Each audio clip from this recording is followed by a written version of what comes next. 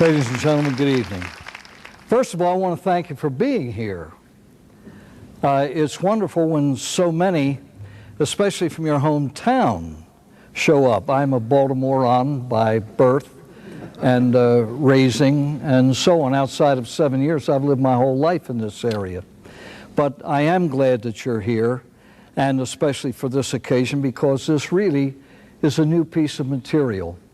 But tonight, as you know, is the 13th day of November, and within a heartbeat, Christmas will be with us. And I'd just like to tell you a very, very heartwarming, wonderful Christmas tale about a little 10-year-old boy who wanted a bicycle for Christmas. And he started in July working on his mother and dad. I'd love to have that bike. And when it got around to the first week of December, he thought he'd get a little help. And after school one afternoon, he went up to his room and he took out some writing paper, a little pad on his desk, and he thought he'd write to Santa Claus, and then it hit him. Why not go above Santa? He'd write a letter to God. And he did. Said, "Dear God, if you help me get that bicycle, I will be good for a whole year." Well, he looked at it, he knew he couldn't be good for a year, and he crumpled that one.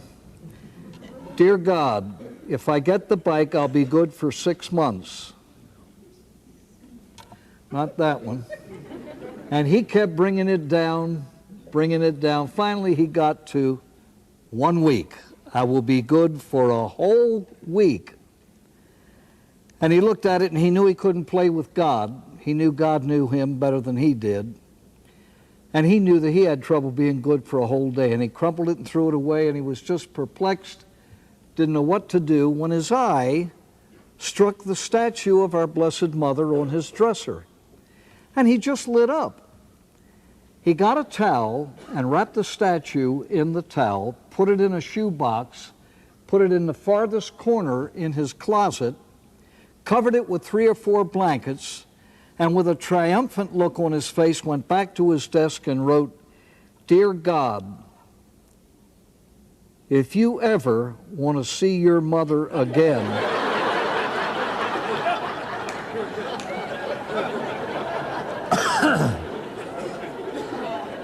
there are some wonderful, of course, stories about heaven and so on.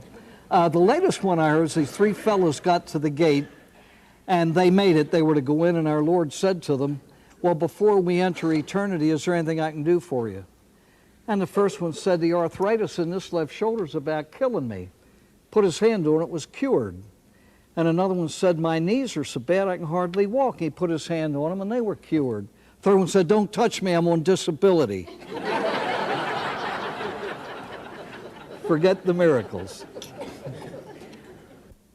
It wasn't too long ago when Pat got a request from a lady in Georgia for me to come down and give a talk at some gathering there.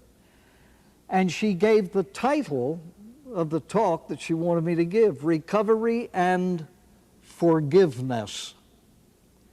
Well, I didn't have anything as such on that, and I had to work on it. But it was then that they decided at home that perhaps it would be a good idea to develop a piece on that and do something with it.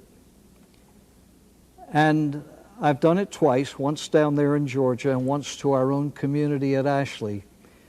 And I am pleased to say and blessed to know that it is helpful. It's very helpful to troubled, addicted people. Recovery and forgiveness. Now let's go back pretty much to the beginning. You know that in the account of creation, after the various phases of creation, God looked at what he had done and saw that it was good. And he made us good. Human beings by nature are good. Something happened along the way and we became very damaged. And by the way, it was not the apple in the tree that caused the mess. It was that pear on the ground. By the way, one day in paradise, Eve looked at Adam and said, "Adam, do you love me?" He said, "Who else?" Well,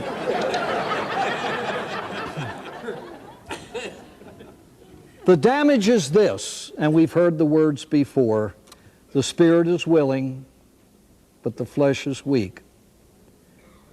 St. Paul once said, the things that I would do, I fail to do. The things that I would not do, those are the ones that I do. And that's pretty much characteristic of our human nature. We are simply weak, and we tend towards that which is not good. I'm not here this evening as a Catholic priest. Everything that I say will be based on what I've learned from the 12 principles of AA and how they should govern our behavior. As a changeover from what the behavior was before. I believe that you all have heard the word ethics. You usually take ethics courses in college. Ethics is natural morality. It is the human mind arriving through reason, without divine revelation, without religions entering into it, telling us anything. Ethics is natural morality based on thought. And it is one single principle.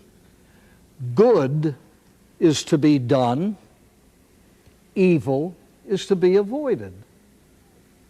And that's a basic. Now, what is good and what is evil, people have different ideas about, but what we're interested in is that basic principle: you do good and avoid evil. And mankind, from the beginning, have functioned according to that principle, that when you do good, you are pleased and happy and fulfilled, and when you do the opposite, it gives birth to unhappiness and misery. Now, we in this Western world are far from a Judeo-Christian ethic that accepts the Ten Commandments, which are wrapped up in the single phrase, the golden rule. Treat others the way you would like to be treated. AA teaches, live and let live. God reserves 3 rights for himself out of the 10, and he gives mankind 7. Now, it's up to us to respect those rights. You have a right to your life. You have a right to your own body. You have a right to your property. You have a right to your good name. When I break any of those things, that's what we call sin, or in the world of justice, crime. And we do that all the time. Now, good is to be done, evil is to be avoided, and I want to do the good, and very often I don't. I fail. Very often I want to avoid the things I should avoid, and I run right to them. Now this is ordinary people. Ordinary people, good people find that it is hard to be good. Now let's enter the world of addiction. You know as well as I do, it's very difficult to be good even when it's easy. You're going along, let's say you've just made a retreat and somebody makes a nasty remark and everything in here wells up. You want to punch them out. It's the way we go in here. The human soul just leans toward those things of license rather than true freedom. We want to do what we want to do.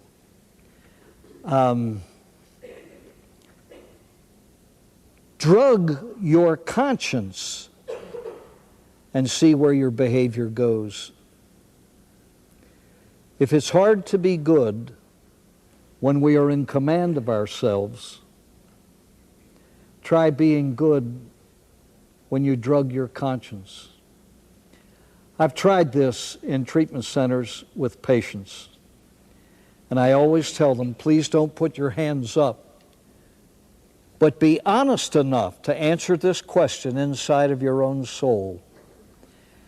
Have you ever, in your life, deliberately taken a couple of drinks or a drug in order to be able to do something that you know you couldn't do sober. Live that way for a while and see where you wind up. The result of all wrongdoing, whether it's a positive act that does something that is forbidden, or a negative act of not doing something that I know I'm supposed to do, it results in a phenomenon that we call guilt, and we would be lost without it. Don't ever let anyone, so-called professional or not, try to talk you out of guilt. If we did not feel guilt over some of the rules we break, then the sky is the limit. We'd all be living like pigs.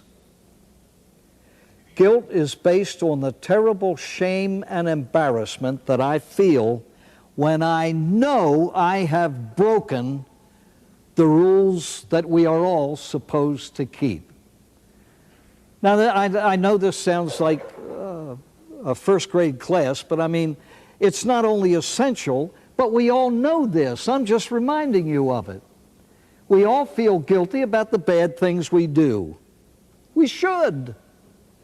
The shame and the embarrassment, and it begins to build up and build up and build up, especially in addictive people whose negative immoral behavior is dictated by their illness. Ladies and gentlemen, Alcoholics Anonymous, I think, is one of the only therapies on earth, if not the only, that dares to acknowledge morality. Step 4, made a searching and fearless moral inventory of our lives. Wherever you hear the word moral, any form of it, it has to do with the rightness or wrongness of human behavior. Compulsive drinking, coupled with living the lie of denial, and the following aberrant behavior, has to result in utter misery of soul, because we know that we have become separated from God. We're not living the way we know He wants us to live according to these 10 rules. And we don't know what to do about it. We hate ourselves, and our relationship with others is all shattered. By the way, those 10 commandments, Moses came off of Mount Sinai one day and he had the 2 tablets. He said, I want you to gather around. I got some news. I got good news and I got bad news. The good news is I got him down to 10. The bad news is adultery is still on the list.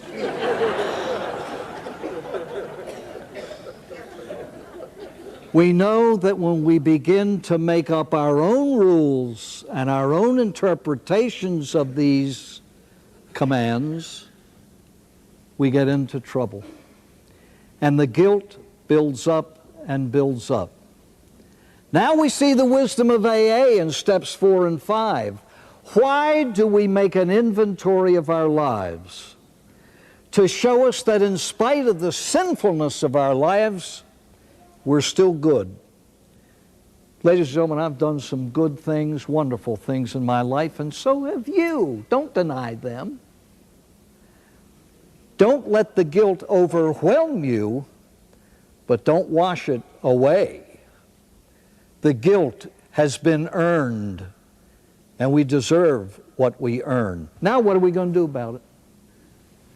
The only thing that will dispel guilt is a realization that I have resolved it by being forgiven. And that's what tonight's talk is about, forgiveness. We admitted to God, to ourselves, and one other human being the exact nature of our wrongs. I cannot live sober with unresolved guilt of my past. It's too horrible. Allow me, please, to say something that may be of help if there are any of you in this room who honestly feel that you have done things so horrible God will never forgive you. God is not only different from us in degree, but in nature. In God, everything is God. He is love. He is mercy. He is compassion. He is forgiveness. And any human being who honestly believes that he could commit any sin or crime bigger than God can forgive is really guilty of a perverse kind of spiritual arrogance. You're just not that good at being that bad. There is nothing bigger than God can forgive. Please remember that. And so we approach God to be forgiven the breaking of any of these rules that He gave us to live by. The emphasis is on asking. Ask, and you'll receive. And God is forgiveness. And so sorrow for what I have done is the absolute condition for forgiveness. I must be sorry. What's that mean? Sorrow looks towards the one offended. I am so sorry that what I have done has offended you. And I guess we could say, I really didn't mean to. Ladies and gentlemen, every single thing we do is meant to please ourselves. We don't wake up in the morning and say, how can I offend God today? Give me the list. I think I'll pick out number 4. We don't do that. Everything we do, to a greater or lesser degree, we do for self-fulfillment. Read a book, take a nap, eat a meal, go on a vacation, talk to a friend, help the old lady down the street do her shopping. Even difficult things, if they're done for others, we gain a certain fulfillment out of it. Now, many of the things we do to please ourselves, I just named a list of them, perfectly good. Many of the things we do to please ourselves are against some of these rules, perfectly bad. So I don't wake up in the morning in order to offend God. I function in order to please me, but some of the things that I do to please me are against His rules. That's what we call sin. And I go up to God and say, look, I didn't mean to offend you. I meant to please myself, but I broke one of your laws. I am sorry. What does sorry mean? It means I'm going to try as best I can not to do that again. I may do it again, but I don't intend to. And so forgiveness depends on my sorrow for what I have done, and it is guilt. My guilt will prompt me to that. I don't want to feel miserable inside of me. I don't want to feel towards me the way I do. You've heard me say so many times, I believe that one of the greatest gifts that God Almighty can give addicted people is to allow them to look into a mirror and experience an undeniable, overwhelming desire to vomit because you just can't stand what you're looking at. That is a plus. That is a blessing. Because many people can't see the evil that they have done in their image. Trying to justify the way I live, I build up justifying answers when I'm accused. When all of that is stripped away, I find that there is not much in me to be proud of. Apart from the sorrow, I'm sorry, Lord. And He does want to hear those words. I'm sorry. And then there may be a price to pay, some consequence of my behavior. I remember in one talk I used the example of a little kid. He was hitting a baseball, and it was a very windy day. And about the third or fourth time he hit the ball to his buddy out in the outfield, the wind caught it and drove it right through a neighbor's window. Well, he didn't intend to do that. But he walked up to her house, rang the doorbell. He said, Mrs. Smith, I'm the one that hit that ball. I didn't mean to, and I'm terribly sorry. She says, I forgive you. That'll be $12.95. You pay for the glass. You pay the consequences of your behavior. In the days of Wine and Roses, you remember that film, of course. It was absolutely excellent. Jack Lemmon played a young yuppie on his way up, and he and his wife were both alcoholics, and they lost everything. And he had once, his father-in-law was a florist, and he had a hothouse. And Lemmon had hidden a half pint of whiskey in a flower pot. And the compulsion to drink the morning after the night before was so great, he forgot which coffee pot he had put, or which flower pot he had put the bottle in, and he went through that hothouse destroying everything in his way till, trying to find that bottle. And he did about $500 of damage. Well, anyway, AA found him and he got sober, and on his way back to a normal life, he had a job as a taxi driver. And he saved something from each week's pay.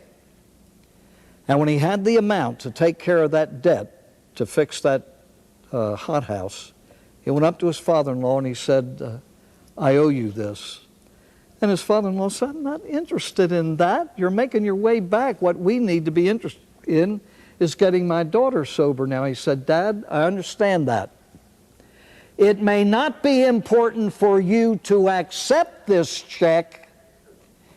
It is very important for me to give it. And the father accepted it. I remember in the story of an alcoholic priest friend of mine, he used to help out at a parish where after the last Mass he would drink an entire water tumbler full of the altar wine. And he figured that before he got sober he must have drunk about a case of it, but it kind of went out of his memory after he went into treatment. He was sober 8 years. 8 years. And they were having a meeting in somebody's home. The poor guy couldn't get out to meetings. He had to be there with his children. His wife was in the hospital. So there was a small group used to bring meetings to his house. And it came up to the making amends step. And it occurred to this priest that he hadn't paid for that wine. So he went down to the rectory. He and the pastor there were good friends by this time. And he had a check for the amount of a case of wine. And he said, John, I owe you this. He said, what do you mean you owe it to me? Well, he said, I drank that case of your wine in my drinking days. Well, he said, I'm not interested in that. He said, you may not be, but it's important for me to give it. Give it to the poor, use it whatever way you want. And the priest who was pastor of that parish understood completely and accepted the check. It is important not only to be sorry, but to show it by paying the price. Now, some amends that we make to humans may be rejected, or it may take a long time in order to make them. And if they're very serious, I think that in order to gain forgiveness, we have to wait till the right time to try to make those amends. And I think that it is terribly important to get the advice of older people in the program who can advise you on proper timing. They may not be able to. You're just going to have to feel your way there. But I know for a fact a man who could get up in front of an AA group and bring the whole group to tears with how grateful he was for everything that had come his way. And there's a wife seated right in front of him who'd been waiting for 16 years to hear 2 words. I'm sorry. Still waiting. And many people say, well, I figure staying sober is making amends. No, it's not. It's staying sober. Making amends is making amends. And one of the big reasons why we don't make them is embarrassment and shame. But we do have to climb over the difficult. I remember a man who was so sorry for what he had done to his family. And he came to see me one day at the school where I was teaching. And he said, I've got to talk to you. I said, what's up? He said, my wife is gone. She has left me completely.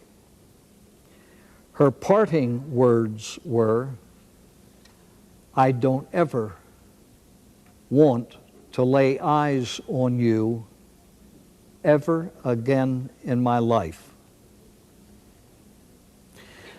Now, he said, that's extremely difficult, but I accept it because I can't not accept it. It's a fact of my life. I only hope to God that one day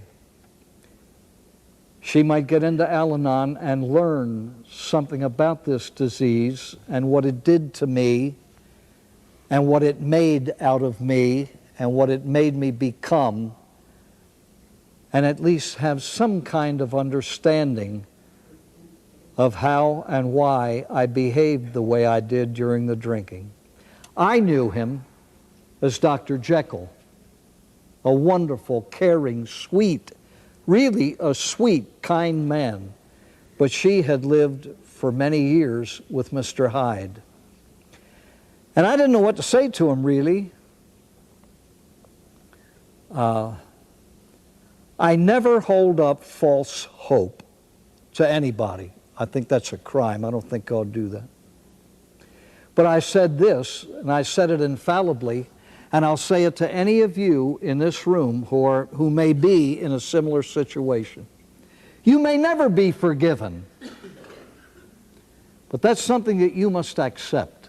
But I said this to him. Whether or not your wife will ever learn, I don't know, and I'd be a fool to try to say. But I can tell you that if you stay sober today, and you do the same thing tomorrow, and you keep doing that, good things will happen in your life. That is infallibly true. My friends, it was 15 years later. I was in Pittsburgh to speak at a dinner, and this man and his wife came walking up to me arm in arm to say hello. All right, it was one of those things. It was kind of a miraculous thing, really. Obviously it was. And I'm not saying that that will happen to any of you, but perhaps not being able to make it up may be the price that I have to pay for whatever it is that I did that I'm sorry for. All I need to know is that God Almighty has forgiven me, and if that's good enough for Him, it's good enough for me.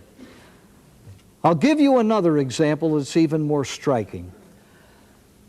I knew a man who was a professional writer, and he wrote a weekly feature for Look magazine.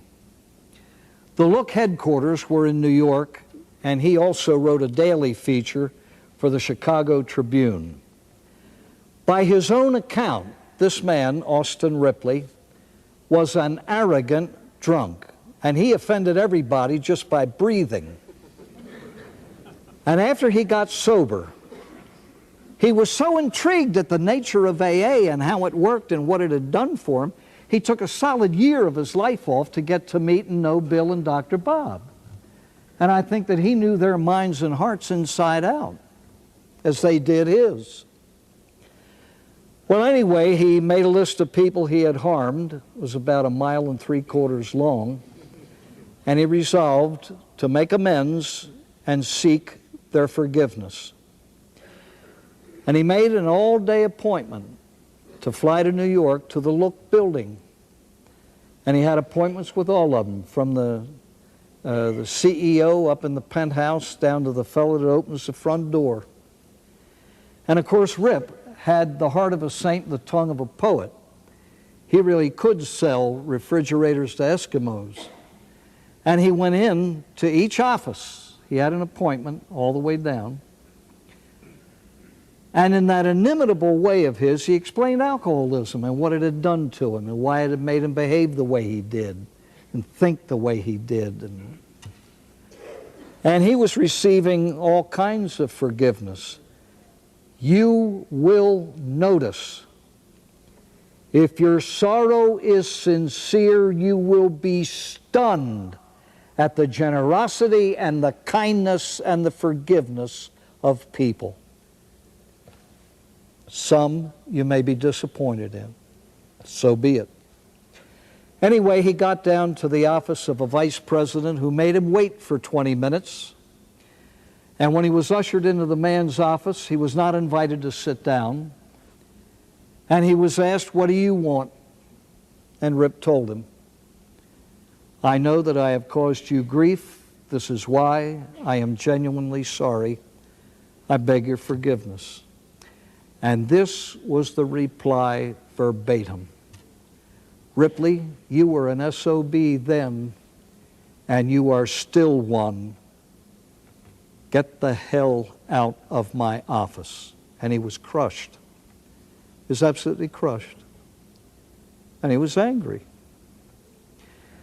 And he walked out of that office, went to the elevator, and pressed the button. He wanted to wait for the elevator, go down, get a cab, go to the airport, and fly back to Chicago. But while he was waiting for the elevator to come, these thoughts struck him. Haven't you forgotten the forgiveness you've been given? Haven't you forgotten the rest of the people to whom you owe apologies? And then it struck him. That man did not have to accept my apology. I had to give it. And when the elevator came, he hit the next floor and went on with it.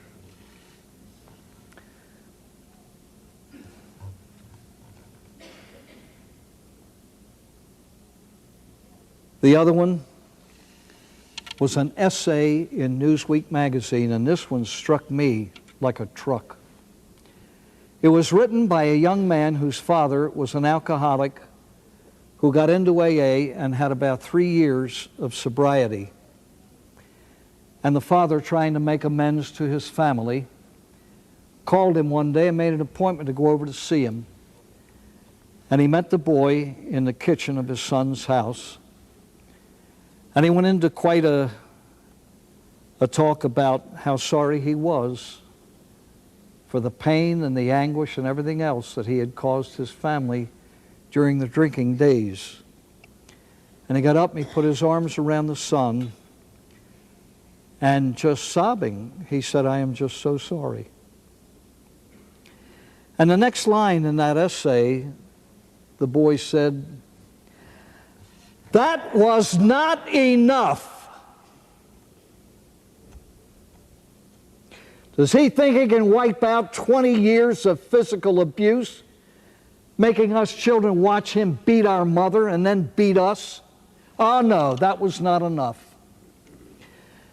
The feelings that that boy had, perfectly valid, I guess, but the unresolved hatred in his own heart might one day destroy him.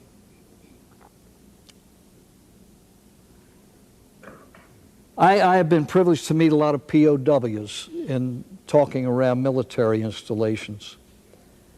And I stand in awe of these men. That is, those who coped with prison and resumed their careers when they got out. And I remember speaking to a colonel, a commanding officer at one of our Air Force bases in England. And I said, "Colonel, I've been telling people everywhere that probably the main characteristic, or the one that impressed me about POWs, is the fact that I've noticed these men don't hate." He said, "No, Father, we couldn't. That was a luxury we could not afford. We could not hate. Hatred destroys the hater." Somebody once asked Stockdale, the man that ran with Perot, he was superintendent at our Naval Academy when he got out. And he used to speak at luncheons around. And after a luncheon, somebody at Kiwanis Club or Alliance or whatever said, "Admiral, You're walking down a street in Annapolis, and suddenly you see one of the North Vietnamese that used to torture you in prison. What would you do? What would be your immediate reaction? He said, I'd say hello. What do you say to anybody that you know? Those men had to work to get there, to get to that stage of thinking and behaving. The feeling of anger is understandable. Giving way to it, no. If you are genuine in your apologies, you have a right to forgiveness. And whoever breaks that right has the problem, not you. And now we come to a phenomenon. It's over here. The obligation on our part to forgive others. Alcoholics and drug addicts cause a lot of pain, and very often when talking to the young at Ashley, just one-on-one, have you ever even wondered of the pain that you caused in the hearts of your mother and father? You'll never know it really until and unless you have a child of your own who becomes addicted and you watch them on a downward spiral towards self-destruction, and you're absolutely incapable of doing anything about it. Only a parent who has experienced that can understand it. And I think that in the world of stealing, one of the most precious and serious things that we steal is time. Not just time from employers, but time from our loved ones. How many who are in the world of addiction shy away from their loved ones? I don't want you to see me. I don't want you to hear me. You're liable to discover what's wrong with me. And so we steal valuable time from them. I believe that alcoholics are also offended by others, even well-meaning others. How about the curses and the screaming and the accusations? You're weak-willed, you have no spine, you can't keep a promise. That hurts in here. And there are those who get into proper therapy and understand that they have to make amends, and they come to the alcoholic or drug addict with their sorrow. What is to prompt us to forgive them? Well, I think a basic realization that if I want forgiveness for what I've done wrong, so does every other human being. So does every other human being. Christ himself taught us priests how to hear confessions, and I think he taught the whole world how to forgive. When those who were out to trap him caught a woman in the act of adultery and threw her at his feet and said, what are we going to do with her? The law says she ought to be stoned to death. What do you say? Well, he knew that if he said, well, stone her, the people would have said, well, come on. And if he had said, no, don't stone her to death, that it said you're breaking the law that you claim came from God, who you claim is your Father. Well, he wanted to give him a chance to think it over and get out of there, and he began to scratch around in the sand, and they kept at it. What do you say? And he dropped the stick, and he looked at him and he said, well, if that's what the law calls for, then stone her. But let me make a suggestion. Let the one who has never done anything wrong in his life begin. Let him throw the first one. Now, the fact that they had to walk away was a foregone conclusion. That's not important. But the order in which they left, with the oldest leading the crowd. Now they're gone. There's only the woman and Christ. He never once mentioned what she had done. Didn't even refer to it. Are there none to condemn you? She said, no. Well, he said, neither do I. go and sin no more. Wrapped up in my sorrow is a purpose not to do again the things that made me sorry in the first place. And so he resolved her guilt. When we forgive, we certainly get more than we give. A sense of fulfillment, a sense of being human again. What's a human being? A creature made in the image of God. And if we're in the image of God, we ought to try to act like Him. And the big thing is to forgive. In the official night prayers of the church, there are a choice of many hymns at the beginning. And in one of them is this line, "And what needs forgiving at the end of this day, dear Father, now forgive." In my own personal formula of night prayers, every night when I go to bed, I always offer an act of contrition or sorrow for whatever has gone wrong during the day. But I believe that you and I can learn a lesson from the lives of good people we know, and we all know genuinely wonderful, wonderful, good, solid people. And one was my mother. She had a third-grade education, but she was consumed with her profession, motherhood. Totally devoted to her husband and her 7 children. She lived an ordinary life and a very difficult life. She had very little to ask of God. She only wanted 3 things. She wanted to see her children grown and able to take care of themselves, or married with somebody to take care of them. She wanted to see me ordained, and she wanted to die out of debt, not owing anyone. Since her requests were so simple, they were granted.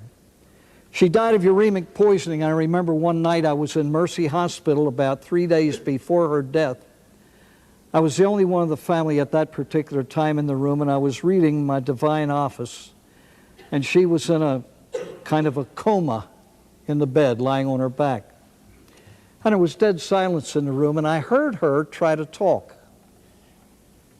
And I closed the book and got up and walked over and leaned my ear over near her mouth. And I heard her whisper, "O Lord, be merciful to me, a sinner." And I looked down at my mother's face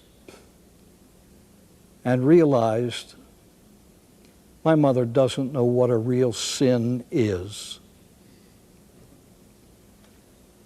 I believe that the innocence of good people who have such a delicate conscience that they are very aware of even minor flaws in their behavior can perhaps teach us to try to develop such a conscience, and our forgiveness will be assured. But the biggest motive of all for forgiving others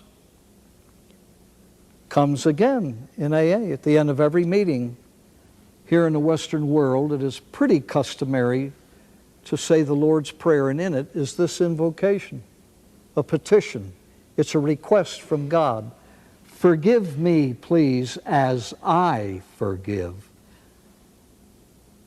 I wonder what would happen to us if He answered that. If He forgave us to the degree that we forgive others.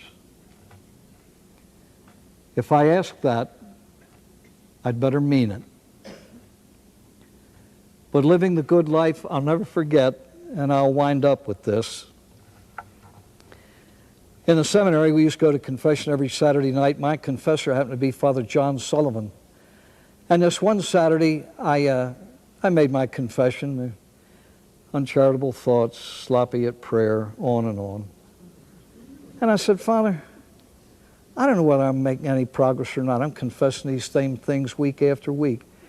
He said, "My dear boy, you'll be confessing them when you're 85. I said, "Thanks a lot." I mean, there's no growth. The essence of living according to the will of God, which we pray for in step 11 of our program. If I succeed in doing good, it's only because of the grace of God. If I fail, it's through my own human weakness. So actual success or failure doesn't mean all that much. My desire to please God is what pleases God. My desire to please Him is what pleases Him. And I feel absolutely certain in the depths of my own soul that those of you in the program who are conscientiously trying to live it are trying to please God, and so you do. And forgiveness for anything is yours. I want to thank you for being here this evening. It means a great deal to me when I'm doing one of these things, especially a brand new one like this, is to have the presence and the good wishes of friends. So thank you again so much, and good night.